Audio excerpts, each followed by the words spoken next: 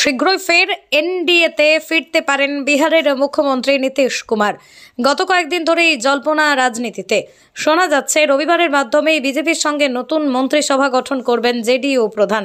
তাহলে কি মহা সংগঠন বন্ধন ভেঙে এনডিএতে ফেরার বিষয়ে চূড়ান্ত সিদ্ধান্ত নিয়েই ফেলেছেন নীতিশ, নাকি নেহাতেই জল্পনা?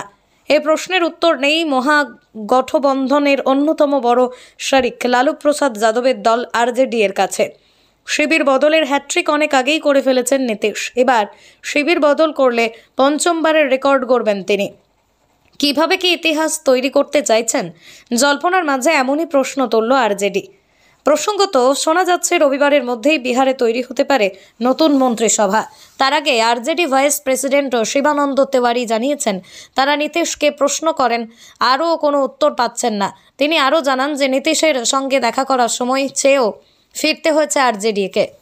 তিনি বলেন যে, আমরা ভেবেছিলাম নীতিশ কুমার আর এমন ভুল করবেন না, কিন্তু এখন সবটাই জলের মতো পরিষ্কার। এভাবে ধোঁয়াশা তৈরি করলে বিহারের মানুষের উপর প্রভাব পড়তে পারে, আর মুখ্যমন্ত্রী পারেন এই ধোঁয়াশা কাটাতে।